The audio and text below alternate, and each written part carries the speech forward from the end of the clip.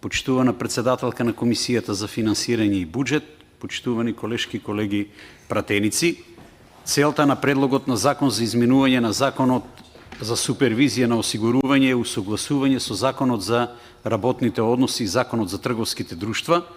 Ова се однесува на уредувањето на правата и обврските на членовите на органот на управување во самото друштво за осигурување.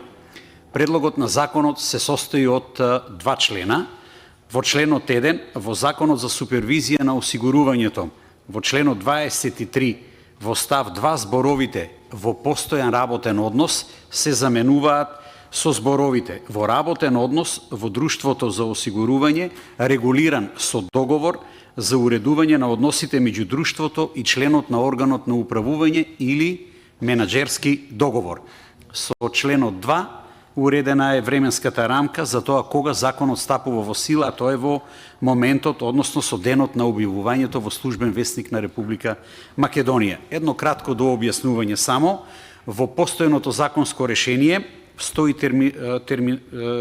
терминологијата во постојан работен однос, кој што е неусогласена со Законот за работните односи и Законот за трговските друштва. Тоа значи дека во постојаното законско решение тој однос укажува на тоа дека оној кој што е член на управниот одбор, односно на органот на управување, мора да биде во постојан работен однос. Таа неусогласеност со Законот за работните односи и Законот за трговските друштва со овој предлог на закон се изменува, односно се прави една замена.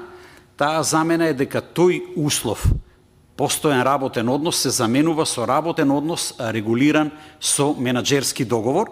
Што е она што се добива и кои се бенефитите на ова предлог законско решение е дека со ова се отстранува терминолошката и правната неусогласеност под 1, под 2 се создава поголема правна сигурност во однос на статусот на членовите на органите на управувањето, 3 не предизвикува дополнителни трошоци ниту за државата, ниту за засегнатите страни. Она што на крај сакам да го потенцирам е дека со ова предлог законско решение не се менуваат критериумите за стручност, интегритет и условите кои што значат именување на членовите на органот на управување. Ви благодарам.